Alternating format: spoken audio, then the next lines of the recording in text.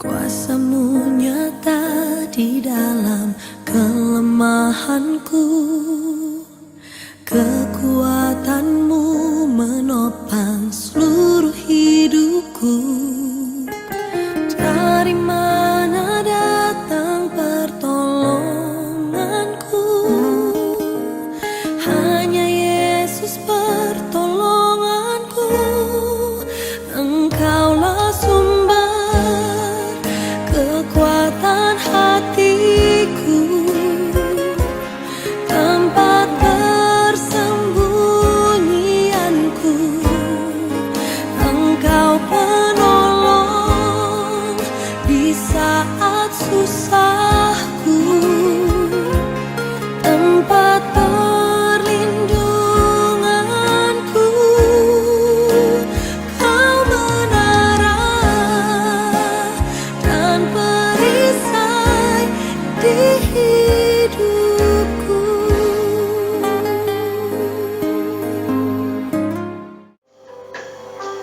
Inilah Tuhan yang kami percayai. Kuasa-Mu boleh nyata dalam kehidupan kami, menjadi bukti kebesaran akan kasih-Mu. Dan biarlah saat ini juga kami rindu mendengar firman-Mu yang menjadi kekuatan juga dalam setiap langkah kehidupan kami. Engkau rapi hamba-Mu, Engkau rapi kami semua, seluruh umat-Mu, jemaat-Mu, agar kami boleh menerima janji-janji berkat-Mu. Kami siap menerima firman-Mu, dan kami sambut firman-Mu hanya di dalam nama Tuhan Yesus kami berdoa. Haleluya, amin. Silakan duduk. Shalom. Puji Tuhan, kembali lagi kita bisa bersama untuk beribadah dan kita mau menerima berkat-berkat Tuhan. Kita mau langsung buka firman Tuhan yang saya ambilkan di dalam 2 Korintus 12 ayat yang ke-9. 2 Korintus pasal 12 ayat yang ke-9. Tetapi jawab Tuhan kepadaku, cukuplah kasih karuniaku bagimu, sebab justru dalam kelemahanlah kuasaku menjadi sempurna. Sebab itu terlebih suka aku bermegah atas kelemahanku, supaya kuasa Kristus turun menaungi aku. Kita lompat di dalam ayat 10 yang B. Ayat yang 10 yang B. Sebab itu aku lemah, maka aku kuat. Pagi hari ini saya mau berikan tema, yaitu di mana dalam kelemahanku kuasa Kristus sempurna. Di dalam kelemahanku kuasa Kristus sempurna. Kita mau belajar apa sih yang dimaksudkan oleh Paulus di dalam kelemahanku ini, ya. Jadi supaya tidak salah paham, tidak gagal paham apa yang dimaksudkan dalam ayat ini. Sebab kalau kita salah mengartikannya, maka ayat ini bisa menjadi bumerang buat kita. Karena apa? Paulus mengatakan, aku lebih senang dalam kelemahanku, aku lebih bermegah dalam kelemahanku. Bukan itu yang dimaksudkan dalam ayat ini. Nanti kita akan pelajari bersama-sama, ya. Kita mau buka terlebih dahulu dalam Efesus pasal 3 ayat 20. Efesus pasal 3 ayat 20, nanti saya kembali pada ayat ini. Bagi dialah yang dapat melakukan jauh lebih banyak daripada yang kita doakan atau yang kita pikirkan, seperti yang ternyata dari kuasa yang bekerja di dalam kita. Ya, saya ulangi, bagi dialah yang dapat melakukan.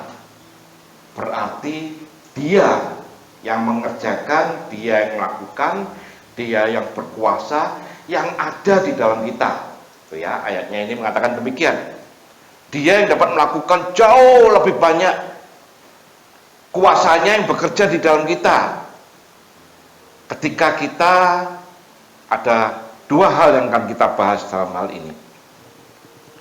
Ketika Paulus menulis ayat ini di dalam 2 Korintus tadi, di dalam kelemahan, maka kuasa Tuhan bekerja. Bahkan disambung di dalam ayat yang ini, dia bekerja di dalam segala kuasanya, ya, bekerja di dalam kita. Tapi Paulus menulis ini menunjukkan betapa besar kuasa Allah yang bekerja di dalam kelemahan kita tadi, ya. Namun bukan berarti bahwa dari pihak kita sebagai manusianya hanya berdiam diri saja, hanya nunggu dan tidak ada tindakan apa-apa. Itu yang salah. Karena ayat ini menegaskan bahwa dia yang dapat melakukan lebih banyak karena kuasa yang ada di dalam kita bekerja ini.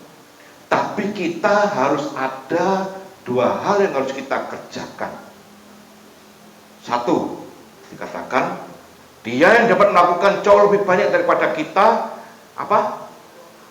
Doakan. Harus ada doa. Yang kedua, apa? Yang kita pikirkan. Berarti 2 hal inilah yang ingin Paulus tekankan, bahwa Tuhan bekerja di dalam kita, kuasanya ada di dalam kelemahan kita. Nah, kelemahan ini nanti saya bahas. Harus ada doa, dan doa yang didoakan ini harus doa sungguh-sungguh. Bukan doa asal doa, sembahyang pokoknya memenuhi syarat, langsung turu, tidur, lantas mengerjakan yang lain. Tapi dikatakan kalau doa ini di dalam bahasa terjemahan, maaf saya sekali-sekali harus buka bahasa aslinya, ya, apa maksudnya gitu, supaya kita lebih jelas. Lah yang dimaksudkan Paulus ini di dalam Efesus 3 ini, berdoa dan berpikir. Berdoa ini aiteo, artinya berdoa sungguh-sungguh. Kalau di dalam bahasa Inggris kan diartikan sebagai beggar. Beggar apa ya? Pengemis. Jadi berdoanya mengemis sungguh-sungguh. Waduh, punya desire, punya keinginan yang menggebu-gebu, ingin sampai ketemu, sampai mendapatkan. Itu yang dituliskan, engkau harus berdoa. Jadi bukan hanya berdoa salah-salah lewat, bukan. Harus ada suatu keinginan minta terus, mengemis, beggar to the giver, dikatakan. Lah, hal yang kedua dikatakan bukan hanya berdoa, tapi pikirkan. Pikirkan ini apa? Kalau di dalam terjemahan bahasa Inggris sehari-hari katakan planning, punya plan, punya rencana di mana kita harus terlibat di dalamnya. Loh, oh katanya Tuhan berkuasa mengadakan mujizat. Iya, tapi engkau sebagai manusia, saya sebagai manusia bukan robot. Engkau punya free will, kehendak bebas. Dan ayat-ayat firman Tuhan selalu mengatakan Tuhan turut bekerja. Dengan kata lain, manusianya yang memohonkan sesuatu yang ada kelemahannya sekalipun, dia harus berdoa dan pikirkan plan. Harus punya rencana. Dalam bahasa aslinya dikatakan gini, noeo, the act of the mind drawing out the implication. Jadi ada tindakan pikiran yang akan menggambarkan keterlibatan untuk yang engkau doakan. Ngerti ya? Jadi kita bukan hanya berdoa lantas ditinggal, tapi kita berdoa dan memikirkan yang engkau doakan. Saya kasih contoh gampang. Siapa yang mau masuk dalam universitas atau mau mencari pekerjaan, itu aja ya. mau masuk dalam universitas. Maka mereka berdoa, Tuhan, tolong Tuhan, aku rindu supaya aku bisa diterima di universitas A. Wah, aku rindu, kepingin doa. Doa ini sungguh-sungguh sudah. Tapi yang pikirkan ini belum dikerjakan. Pikirkan tuh seperti ini. Apa tindakanmu? Apa yang ada padamu? Engkau sudah berdoa, sudah. Yang kau pikirkan untuk bisa mencapai ke sana ini apa? Kau sudah belajarkah? Sudah ngambil formulir? Sudah mengisi? Sudah mempersiapkan untuk yang engkau doakan ini loh? Sudah? Ini yang Paulus maksudkan. Seseorang yang mencari teman hidup cewek ya. Tuhan tolong Tuhan, aku pengen Tuhan punya cewek, punya pasangan hidup yang luar biasa, punya cowok atau cewek. Tuhan tolong, berdoa sungguh-sungguh. Tapi sudahkah engkau memikirkan hal yang dimaksudkan di sini? Punya planning, punya keterlibatan di dalam doamu? Loh, kan sudah berserah sama Tuhan. Kan Tuhan yang bekerja, benar Tuhan bekerja. Tapi apa tindakanmu? Sudahkah engkau mulai chatting-chatting? Ya toh? Sudahkah engkau mulai PDKT? Apa PDKT itu Mas Budi? Pendekatan ngono ya. Sudahkah? Nah, ini kan memikirkan toh. Bukan berarti lantas Tuhan tidak bisa bekerja selesai langsung. Bisa. Tapi sekali lagi engkau bukan robot. Ngelamar pekerjaan, sudah ngisi formulir semua, wah berdoa, wah. Lantas ketika dipanggil ini, interview, Bapak mau ngelamar kerjaan di tempat saya? Iya. Apa bisa? Yaitu Pak, pokoknya saya kerja aja Pak, pokoknya gini aja, bisa apa aja, pokoknya ya ini lah. Loh, apa kalian Bapak? Ya pokoknya kerja lah Pak. Diterima orang? Ya, aku jadi bosnya gak tak terima. Kenapa? Tidak bisa menunjukkan apa yang engkau inginkan. Tidak ada memikirkan planning apa yang sudah engkau doakan. Kalau saya ingin bekerja dalam perusahaan, saya melamar sebagai sekretaris. Ya sekretaris ya, benar ya, sekretaris atau administrasi. Paling enggak saya harus bisa apa? Ngetik, komputer, ya toh. Paling enggak bisa apa hitung-hitungan lah, bisa toh. Lah bosin terima apa ya iki? Wis aku pasti tak interview lebih lanjut lagi. Kalau nggak bisa, nggak ada apa-apa di dalamnya. Jangan mengharapkan yang lebih daripada itu. Bukan berarti kita meremehkan Tuhan, bukan. Yang Paulus maksudkan, bagi dialah yang dapat melakukan jauh lebih banyak yang sudah kita lakukan, sudah pikirkan, sudah doakan. Kita membayangkan Tuhan diterima Paul, Tuhan, soalnya aku sudah melakukan semuanya ini. Dia yang bekerja lebih banyak. Saya kasih contoh, anak saya Philip pada saat masih sekolah kuliah di sini, kuliah kuliner bagian chef, ya. Satu saat dia mau magang, saudara. Mau magangnya di Bali, di hotel yang boleh dikatakan sukar untuk dimasukin anak-anak magang, yaitu hotel apa itu namanya, Bulgari. Hotel Bulgari, kalau saudara bisa masuk ke hotel Bulgari berarti saudara dipercaya, maksudnya dilihat dari kondisi penampilan saudara diizinkan masuk ke hotel Bulgari.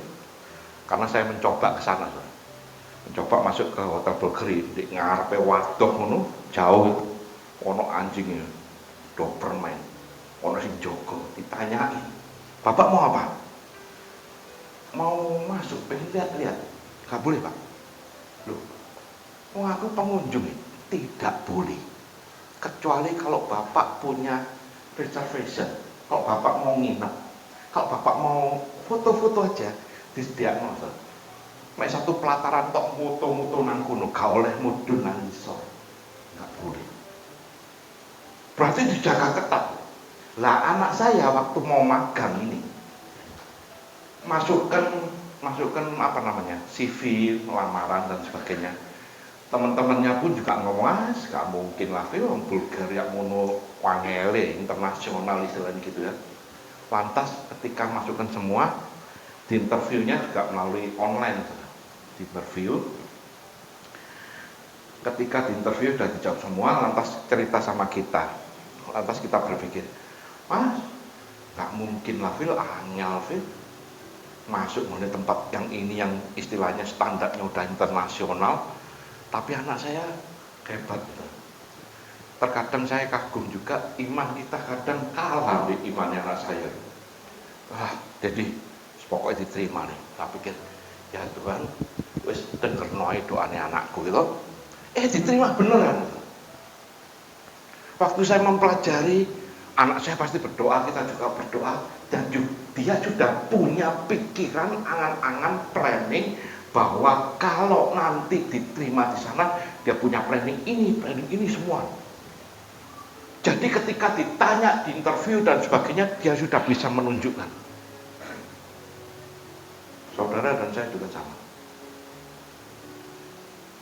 Saudara rindu apa? Sudah dalam doa? Sudah bertahun-tahun. Sudahkah engkau mengerjakan yang engkau doakan? Sudahkah engkau masuk di dalam keterlibatan apa yang engkau doakan? Apa yang engkau pikirkan ini loh? Noeo ini adalah satu tindakan atau sesuatu yang luar biasa di mana Tuhan nanti dengan kuasanya akan bekerja di dalammu. Bukan kita pasif, tapi kita aktif. Maka dikatakan bagi dialah yang dapat melakukan. Kita sudah melakukan bagian kita, maka Tuhan yang melakukan lebihnya dengan dahsyatnya. Maka Paulus juga memperingatkan dan menegaskan pada ayat di dalam 1 Korintus 15 ayat 10. Coba tampilkan. 1 Korintus 15 ayat 10. Tetapi karena kasih karunia Allah, aku adalah sebagaimana aku ada sekarang. Dan kasih karunia yang dianugerahkannya kepadaku tidak sia-sia. Sebaliknya, aku lebih bekerja keras, telah bekerja keras daripada mereka semua. Tetapi bukannya aku, melainkan kasih karunia yang menyertai aku. Di dalam 2 Korintus tadi dikatakan Allah bekerja di dalam kelemahanku.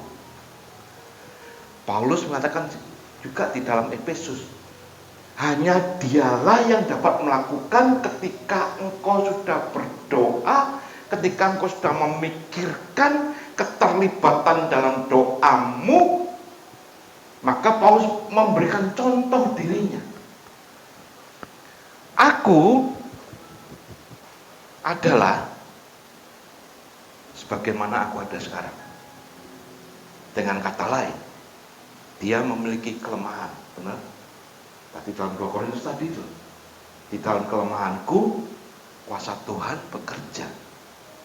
Dikatakan seperti contoh saya, Benny adalah Benny yang ada sekarang. Nanti ya, kalau saudara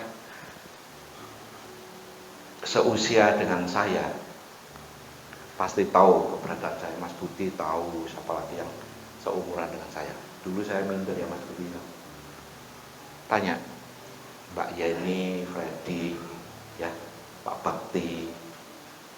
Saya ini orang yang minder. Paulus juga mengalami hal demikian.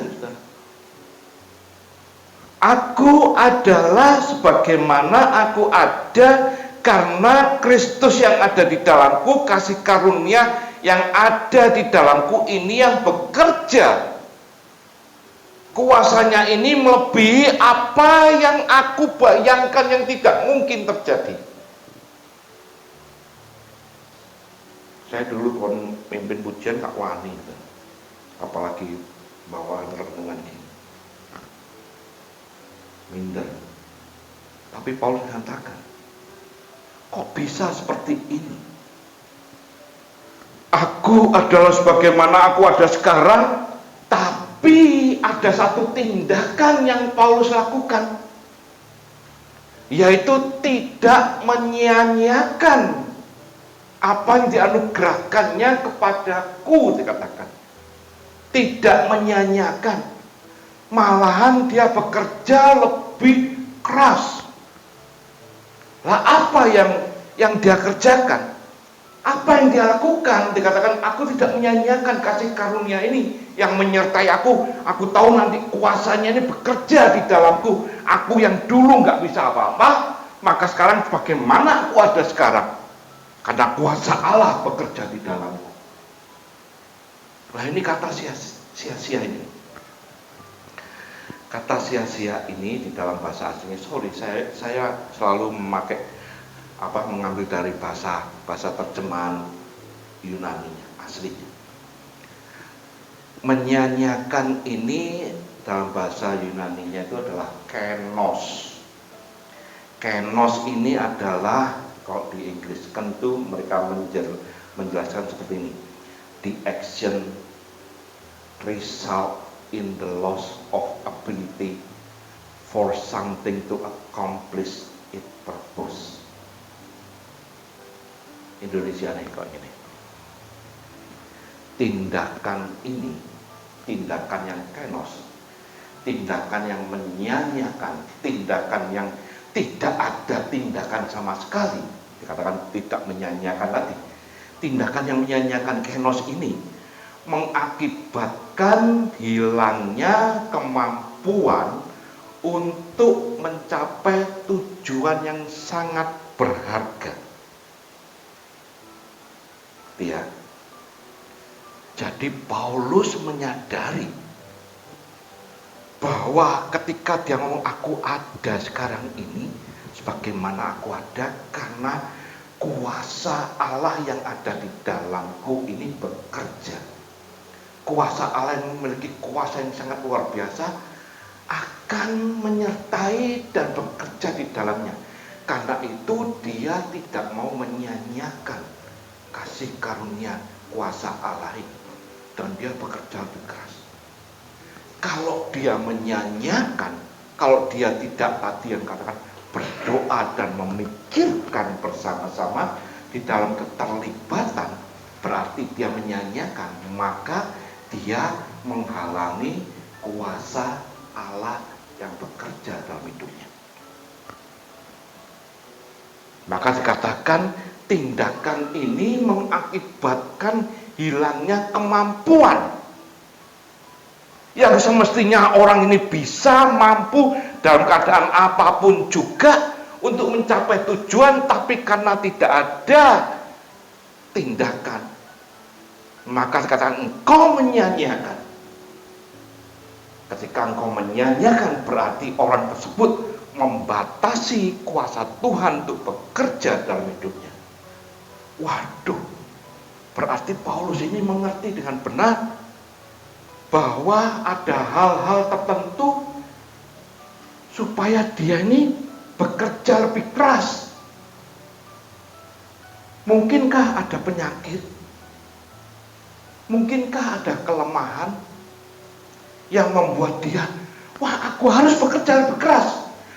Karena kalau tidak, berarti dia menyia-nyiakan kuasa Tuhan yang tidak bekerja dalam hidupnya. Nah, di dalam 2 Korintus tadi dikatakan kelemahan. Berarti Paulus juga memiliki kelemahan. Saudara dan saya memiliki kelemahan enggak? Punya ya. Tapi kelemahan yang Paulus maksudkan ini kelemahan yang model gimana? Apabila salah mengartikan, maka semua dianggap kelemahan. Coba tampilkan Matius 8 ayat 17. Matius 8 ayat 17. Dikatakan demikian. Hal itu terjadi supaya genaplah firman yang disampaikan oleh Nabi Yesaya. Dari Nabi Yesaya menulis, lantas dikutip lagi. Dikatakan, dialah yang memikul kelemahan kita dan menanggung penyakit itu. Berarti ada dua hal, kelemahan dan penyakit. Paulus menyebutkan kelemahan, ya. Saudara punya kelemahan, saya punya kelemahan, benar? Siapa yang nggak ada kelemahan? Saya kasih contoh sekarang, penjelasannya tentang kelemahan yang Paulus maksudkan, sehingga tidak salah mengerti. Mencuri itu kelemahan enggak? Ya, sopo sing ngomong kelemahan mencuri? Kak wani, soalnya kurang dijelaskan oleh.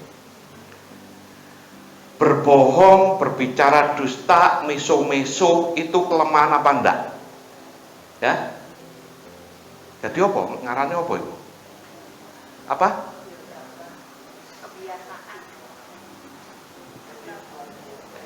Enggak balik no perpuluhan kelemahan apa enggak?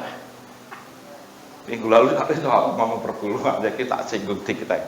Enggak balik no ini loh, kelemahan apa enggak?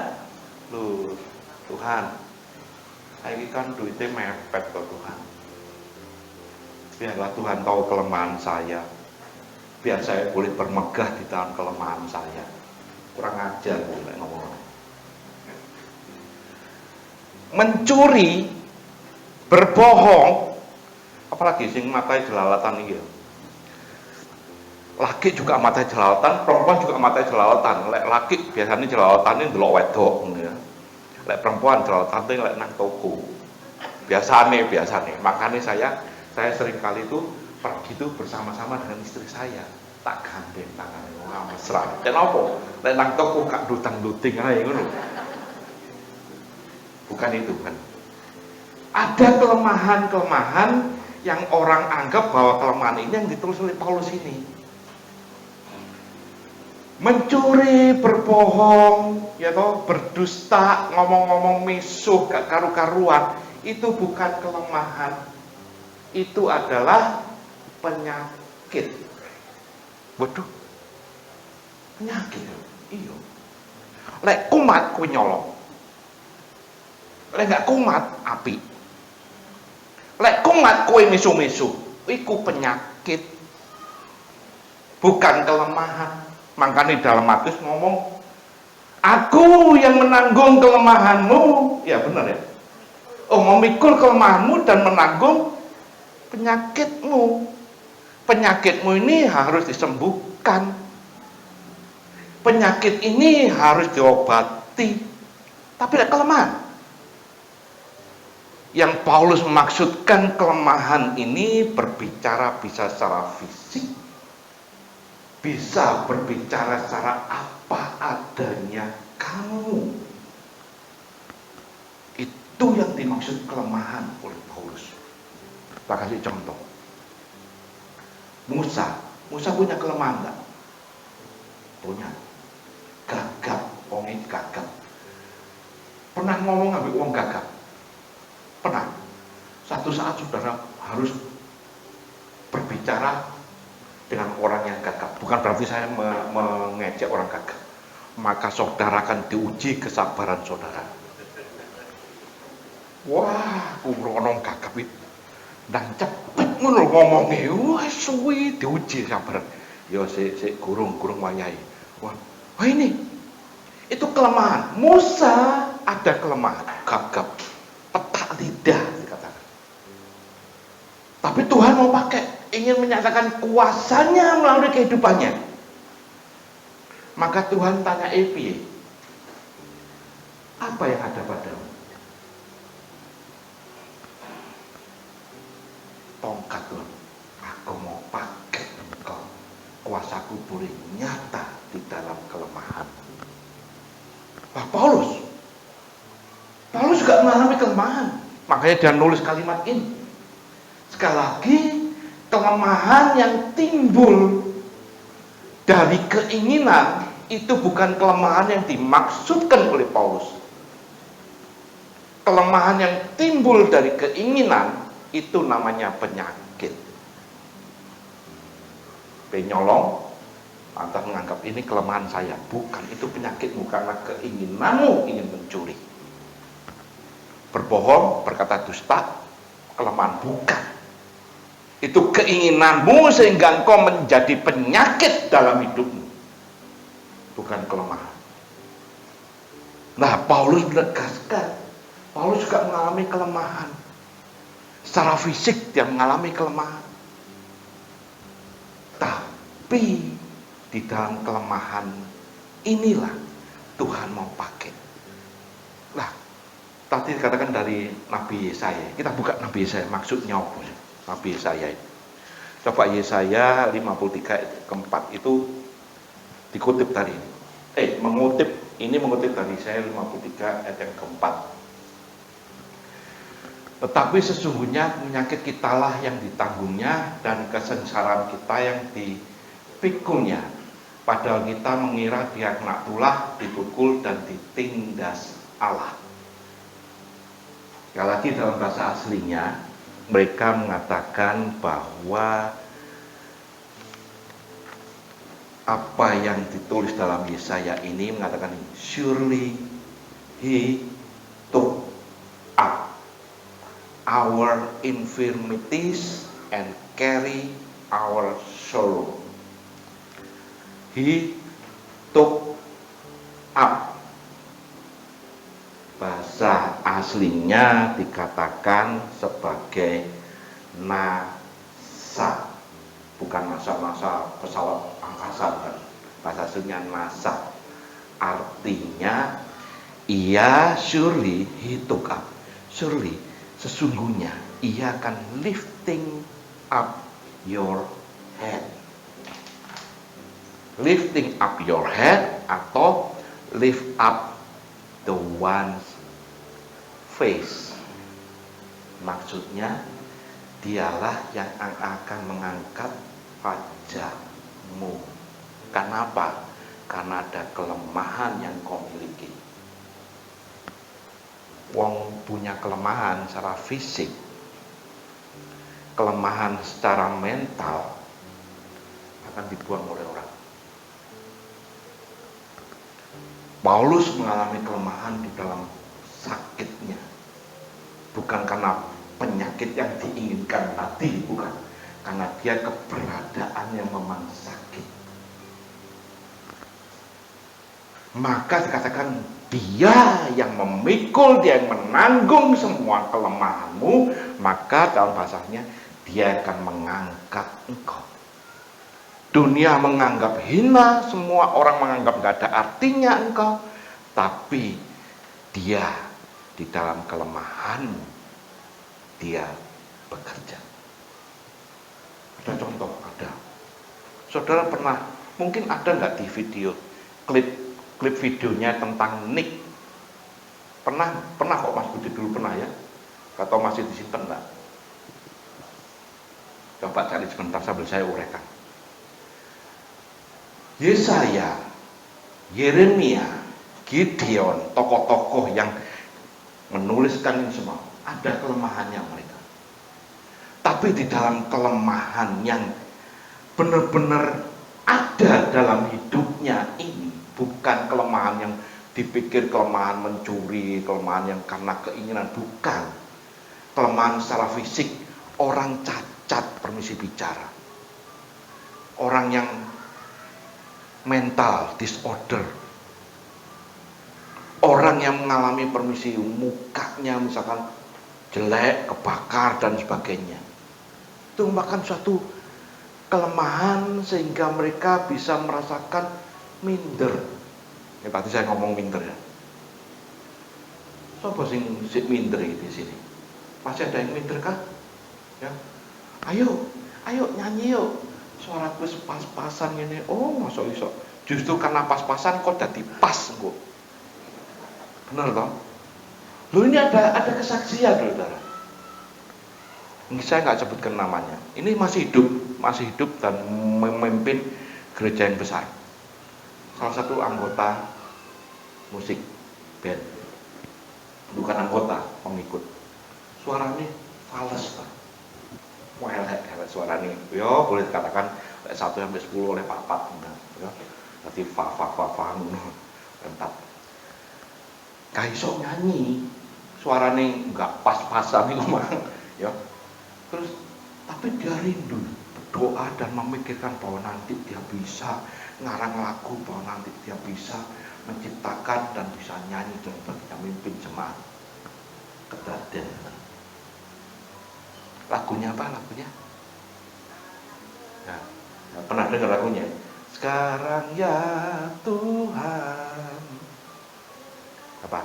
Berkati kami. Ngerti? Itu sing ngarang orang yang tadi yang gak iso apa-apa. Karena kelemahan yang ada, fisiknya yang tidak menunjang, permisi bicara kalau cacat, permisi bicara matanya buta. Kalau Paulus mengalami mata yang rusak, kalau Musa mengalami lidah yang gak benar. Tapi di dalam kelemahanmu, apa yang ada padamu, kuasaku bekerja. Apa sih minder? Masih ada yang menolak dalam pelayanan. Masih ada yang gak mau nyanyi. Masih ada yang gak mau memuji Tuhan. Yesus mengatakan, kelemahanmu aku jadikan kekuatan. Wah, Paulus inilah yang menuliskan di sini karena kuasanya yang bekerja di dalamnya. Kelemahan-kelemahan inilah yang Paulus ingin uraikan. Sekali lagi bukan kelemahan karena keinginan sehingga disebutkan tadi katakan sebagai penyakit. Maka dalam 2 Korintus 12 ayat 10b katakan, jika aku lemah, maka aku boleh kuat. Karena apa? Karena kuasa Tuhan ada di dalamku. Sekali lagi, kalau ada orang yang tidak mau, dikatakan Efesus, tidak mau berdoa, tidak mau berserah, bahkan juga tidak mau memikirkan, tidak mau bekerja keras, tidak mau ambil bagian, bahkan mereka telah menyanyiakan.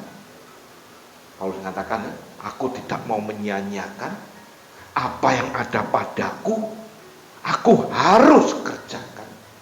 Wah, aku lumpuh itu, nggak peduli. Aku buta, tidak masalah. Wah, aku nggak bisa jalan, nggak bisa, tidak dipersoalkan.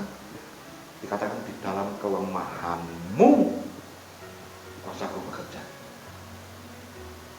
Apabila mereka ada orang yang tidak mau atau mereka masih menyanyiakan ini, dengan kata lain, orang tersebut menghalangi kuasa Tuhan yang mau bekerja di dalamnya. Dulu dikatakan ya, kuasaku bekerja di dalam kelemahan. Apabila kelemahanmu ini masih kau simpan terus nggak mau bergerak, berarti orang tersebut yang menghalangi kuasa Tuhan bekerja. Ada? Ya nggak apa-apa, coba. Ini contoh di dalam kelemahan seseorang, tapi malah dari kelemahan ini dia menjadi inspirator, motivator yang hebat. Ya, dia bisa menunjukkan bahwa dari hidupnya ini kelemahan ini bukan masalah, tapi menjadi satu kekuatan dalam dirinya. Nggak punya tangan, nggak punya kaki, saudara. Pak lihatin dulu ya, bentar ya. Tangannya nggak ada, kakinya nggak ada. Namanya Nick siapa gitu panjang ya. Nick dipanggil sebagai motivator dan dia bisa menguraikan. lot of kids would come up to me and tease me. Diejek, Nick, you're not good enough. Nick, just give up. Nick, you're never going to get a job. nggak ada kaki, nggak ada You won't tangan. get married. You can't even hold your wife's hand. What kind of a father are you going to be if you can't even pick up your kids when they're crying? You're alone. Sure, Sendirian, dibuang sama orang, your hugs can't heal you. nggak ada artinya. Just give up. Hanya menyerah artinya. Dia pernah mau bunuh diri, Saudara. Just give up. Menyerah saja, menyerah. The title of the message that I've been given is Transforming the Walls into Doors. The line that I like to use is changing obstacles into opportunities. Ada kesempatan yang I know diberikan. that there are 1 billion people going hungry today. I know that this year 1 million people will commit suicide. I know today there are 120 million slaves, and I've met sex slaves, and I've seen the top of the pyramid as far as business and met the billionaires. I've met bankers, and I've also met orphans. We're all looking for something. We're all looking for hope, just because you were born with hope. No, we're born with pain. We're born and live through Dia difficulties. hidup dengan kesakitan, dengan kesulitan, segala macam. But even though we don't know why I was born this way, Dan dia pernah protes, kenapa aku lahir seperti either ini? to be angry for what we don't have, or be thankful for what we do have. And the world is a hurting place, and the world needs hope, and the world needs love. Without hope, I feel like, why are we here? At age 8, I thought that I should commit suicide. Dia mau bunuh At diri dia. age 10, tried to drown myself in 6 inches or 15 centimeters of water in my home. I told my dad I just wanted to relax. Really, I wanted to end my life. I had enough. Why? I didn't have hope. I thought I didn't have hope. Today you can see that I had hope. I have been speaking at 5 congresses. I've met 7 presidents all around the world. My largest crowd was 110,000. I have 30,000 invitations for me to speak. I've spoken to 4.5 million people face to face, and in the last 48 hours here in Serbia, we've reached 5 million through me. I have 2 organizations. I have a non-profit organization and I have a for-profit. I've got a gorgeous wife, and I don't need hands to hold her hand. I only want to hold her heart. And you know, how am I going to hug my kids? So many kids, they come up to me, it's amazing. They put their hands behind their back and hug me with their neck. And I've realized in life, even the worst parts of my life can be turned into good. And they're even more special. The greatest 2 days in anyone's life. The day you were born and the day you knew why. And there's a greater purpose for my life. I am here for a reason. Sure, I didn't get a miracle. But I realized something. If God doesn't change my circumstance, He's going to use my life to be a miracle for someone else. When you don't get a miracle, you can still be a miracle for someone else. And if you haven't found that peace of knowing who you are and why you're here, I want you to know that's how I've overcome. I don't have any walls. My book's called Life Without Limits. And what will be, will be. Manusia terbatas, tapi Tuhan tak terbatas. I got best actor in short film.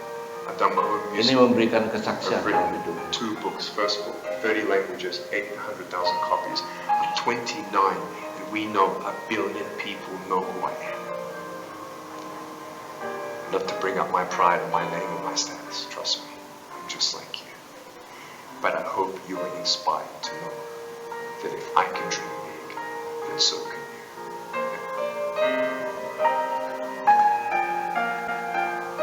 Ini kadang bekerja keras.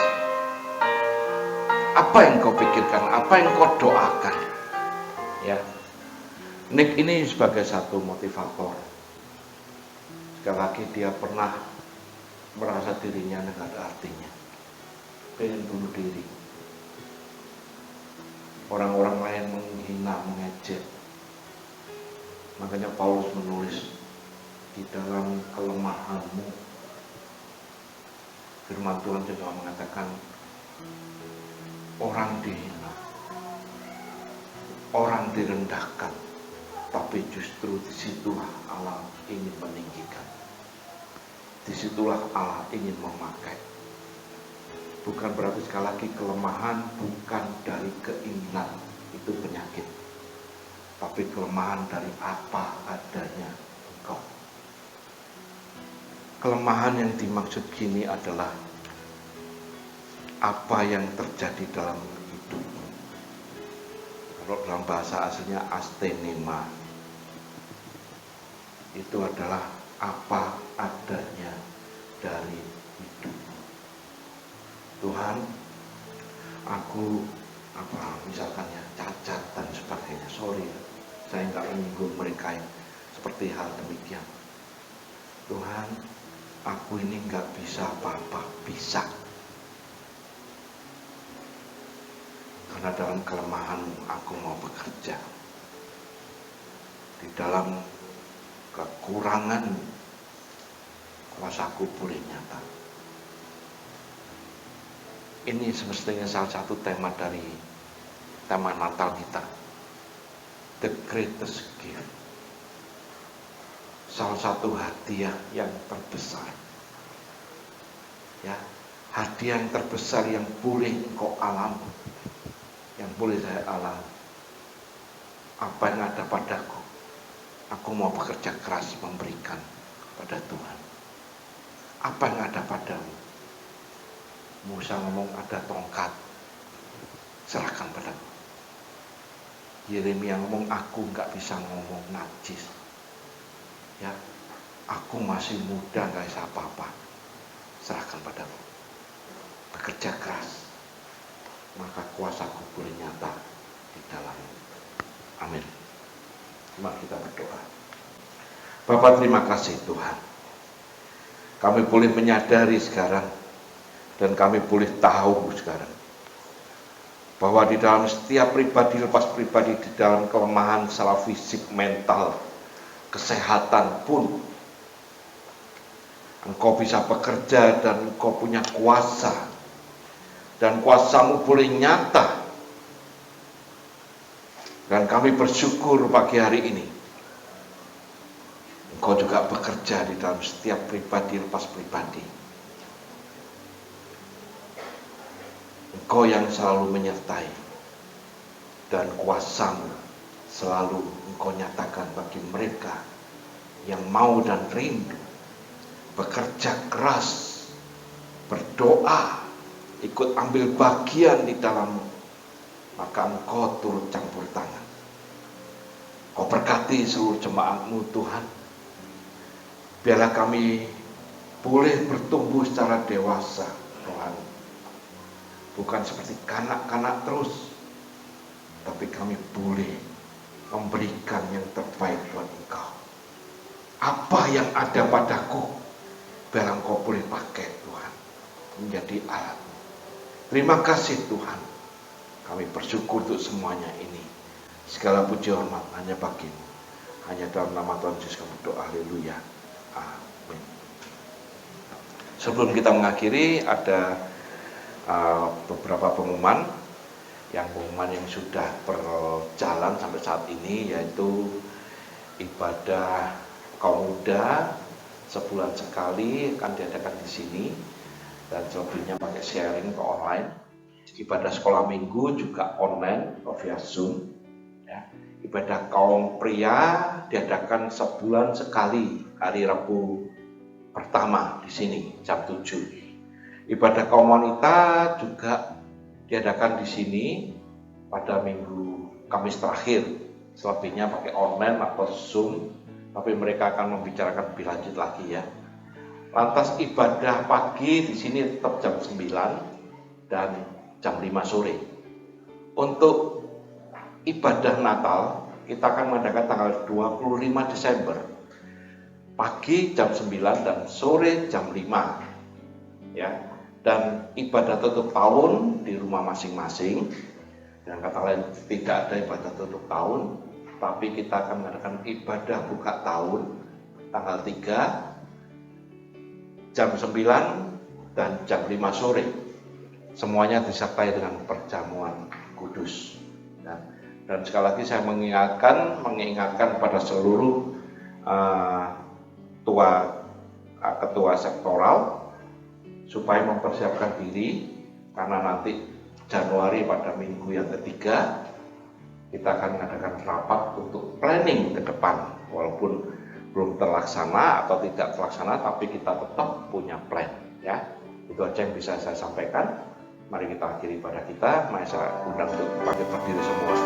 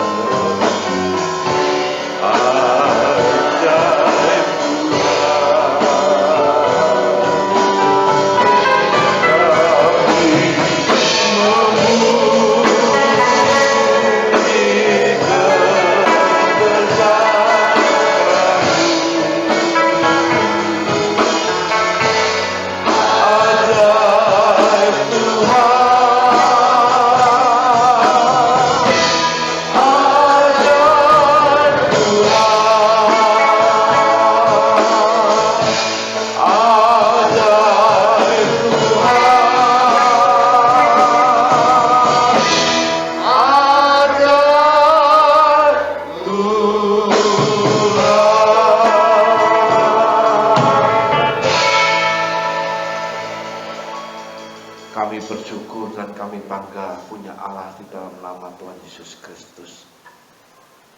Engkau yang selalu memperhatikan setiap kami. Keberadaan kami pun Engkau selalu peduli. Ketika kami dalam keadaan sakit, Engkau sembuhkan, Engkau jamah.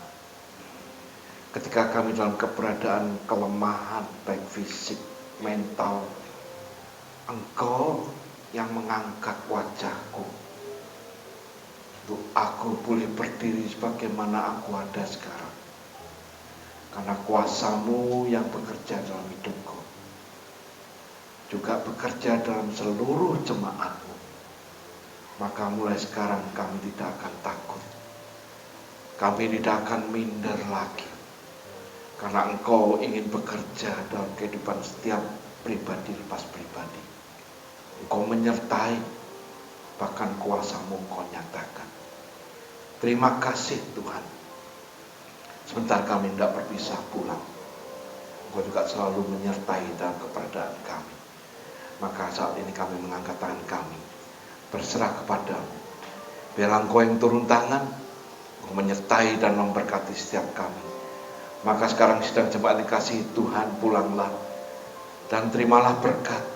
Terimalah kasih, sukacita, damai sejahtera yang daripada Allah Bapa, di dalam cinta kasih-Nya Tuhan Yesus Kristus, serta dalam persekutuan Roh-Nya yang kudus, selalu menyertai engkau, selalu menjagai, melindungi, bahkan memberkati engkau, mulai saat ini sampai Tuhan Yesus datang kedua kalinya.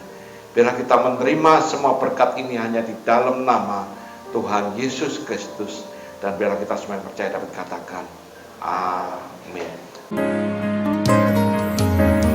Kuasa-Mu nyata di dalam kelemahanku, kekuatan-Mu menopang seluruh hidupku.